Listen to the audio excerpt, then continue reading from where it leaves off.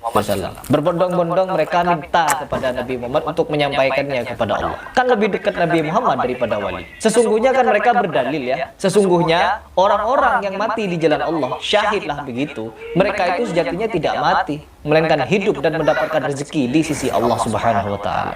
Mereka berdalil dengan itu lalu minta kepada wali untuk disampaikan kepada Allah. Wali tidak sedekat Nabi kepada Allah. Kenapa tidak minta kepada Nabi? Abu Bakar, Umar, Utsman, Ali, tidak ada satupun dari mereka minta kepada Nabi Muhammad. Untuk apa? Untuk disampaikan doa-doanya kepada Allah. Tidak. Tidak seperti yang disampaikan oleh siapa namanya? Laila itu. Jelas itu adalah kesyirikan. Tidak sedikit ayat-ayat di dalam Al-Quran yang turun perantara Umar ini. Tetapi apa? Umar juga melakukan tawasul. Tawasulnya kepada siapa? Kepada Abbas radhiyallahu anhu. Beliau meminta kepada sahabat yang lain. Untuk apa? Memintakan kepada Allah. Nah, itu tawasul namanya. Tawasul kepada orang yang masih hidup, ya. Begitu. Dan di sini saya di-tag dengan postingan atau ceramahnya Ustadz Abdul Somad. Dan ternyata Ustadz Abdul Somad berbondong-bondong mereka minta kepada Nabi Muhammad untuk menyampaikannya kepada Allah. Kan lebih dekat Nabi Muhammad daripada wali. Sesungguhnya kan mereka berdalil ya. Sesungguhnya orang-orang yang mati di jalan Allah, syahidlah begitu.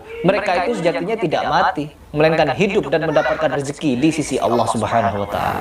Mereka berdalil dengan itu lalu minta kepada wali untuk disampaikan kepada Allah. Wali tidak sedekat Nabi kepada Allah. Kenapa tidak minta kepada Nabi? Abu Bakar, Umar, Utsman, Ali, tidak ada satupun dari mereka minta kepada Nabi Muhammad. Untuk apa? Untuk disampaikan doa-doanya kepada Allah. Tidak. Tidak seperti yang disampaikan oleh siapa namanya? Laila itu. Jelas itu adalah kesyirikan. Tidak sedikit ayat-ayat di dalam Al-Quran yang turun perantara Umar ini. Tetapi apa? Umar juga melakukan tawasul. Tawasulnya kepada siapa? Kepada Abbas radhiyallahu anhu. Beliau meminta kepada sahabat yang lain. Untuk apa? Memintakan kepada Allah. Nah, itu tawasul namanya. Tawasul kepada orang yang masih hidup, ya. Begitu. Dan di sini saya di-tag dengan postingan atau ceramahnya Ustadz Abdul Somad. Dan ternyata Ustadz Abdul Somad.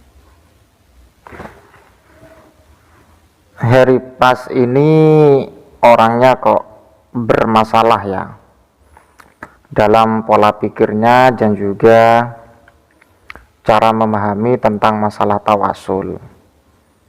Jadi Harry Pras itu tidak tahu bagaimana konsep yang sebenarnya tawasul itu sendiri. Kok malah dikatakan minta-minta ke kuburan, ataupun juga tawasul kepada orang-orang yang sudah meninggal dunia, tidak perlu ditawasul. Dan kemudian para sahabat ya, katanya para sahabat tidak pernah bertawasul kepada baginda Nabi besar Muhammad Shallallahu Alaihi Wasallam. Jadi seperti itu. Apalagi orang-orang yang meninggal kok mau melakukan tawasul, ini kan tidak tahu konteks yang sebenarnya tentang masalah tawasul itu sendiri. Tawasul itu sebagaimana sering kali saya bahas bahwa ja'lul wasaid bainal abdi wa bainar rabbih. Jadi menjadikan wasilah terhadap hamba Allah dan juga kepada Allah Subhanahu wa taala. Jadi kurang lebihnya sebagai mediator. Dan memang tawasul itu memang sudah diatur oleh agama. Ya tetap konsepnya atau tetap tujuannya al-mu'athir wallah, yang memberikan pengaruh segalanya adalah Allah Subhanahu wa taala. Dan juga Harry Pras ketika memberikan penjelasan tentang tawasul itu sendiri ternyata rujukannya kepada Ustadz Salafi Wahabi, yaitu Ustadz Syafiq Riza Basalama. Coba diperhatikan lagi ya, ini rujukan dari Harry Pras. Di sini tawasul itu dibagi berbagai macam hal. Di dalam Islam itu ada 3 tawasul yang disyariatkan. Yang pertama tawasul dengan Asmaullah al-Husna, seperti doa ketika Lailatul Qadar. Allahumma innaka afuwun tuhibbul afwa. Lihat itu. 2 kata pertama kita tidak berdoa. Kita mengatakan Allahumma innaka, ya Allah sesungguhnya Engkau Maha Pemaaf. Tuhibbul afwa, Engkau cinta dengan maaf. Baru kita minta fa'fu anni, ya Allah, ampuni, maafkan aku ya Allah. Itu tawasul dengan Asmaullah al-Husna. Ya Ghafur, ighfirli ya. Itu nggak masalah. Tawasul yang kedua, tawasul dengan amal soleh, seperti sedekah, puasa sunnah, apa aja. Nabi mengatakan dawu marbakum bisadaqah, obati orang yang sakit di antara kalian dengan kalian bersedekah. Nggak apa-apa. Kita sedekah ke masjid, ya Allah mudah-mudahan kau sembuhkan Ummi Ana ya Allah. Nggak masalah. Itu tawasul dengan amal soleh. Yang ketiga, tawasul dengan doa orang soleh yang masih hidup. Boleh. Kita datang ke rumah orang soleh itu, ya sang tokoh masyarakat, kalau memang dia orang yang soleh ya, nggak apa-apa sama. Kita datang kepada orang soleh minta doanya, nggak apa-apa. Tapi syaratnya dia masih hidup. Dan benar orang itu orang soleh, bukan dukun. Nah, kita harus jangan sampai kita datangin dukun. Datang para ulama itu masih tetap seperti datang kepada gurunya. Cuma di sini tawasul itu dibagi berbagai macam hal. Di dalam Islam itu ada 3 tawasul yang disyariatkan. Yang pertama tawasul dengan asmaullah al-husna, seperti doa ketika Lailatul Qadar.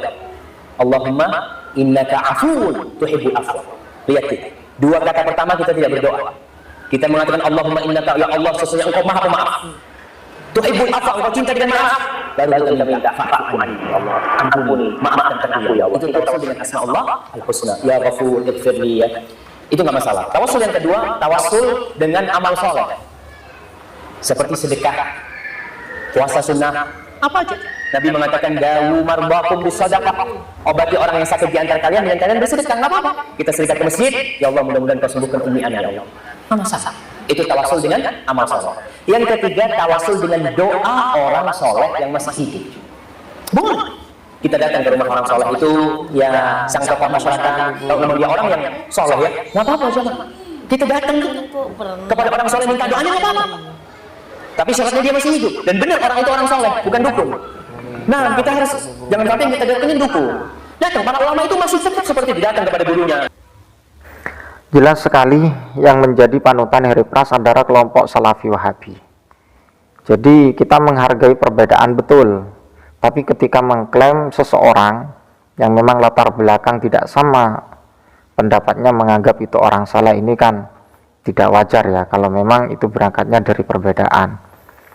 Perbedaan no problem, kita berbeda, kemudian mereka berbeda. Yang menjadi persoalan ketika dia memberikan satu klaim bahwa mereka tidak benar atau bid'ah, syirik dan sebagainya.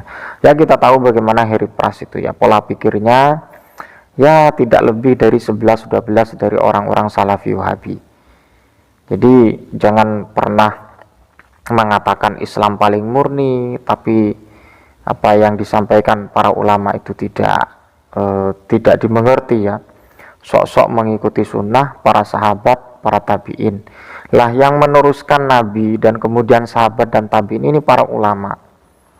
Jadi waman tabi'ahum ila yaumiddin dan seterusnya. Kita harus sikap bijak untuk memahami sunnah Nabi atau memahami Al-Quran, karena kapasitas kita itu ya terbatas lah dalam sisi keilmuan. Jadi kita al-akhdu, mengambil pendapat para ulama kemudian taklid kepada para ulama, insya Allah kita terbebaskan dari beberapa hal yang tidak sesuai dengan kajian-kajian agama, khususnya dalam konteks tawasul. Mudah-mudahan bermanfaat. Wassalamualaikum warahmatullahi wabarakatuh.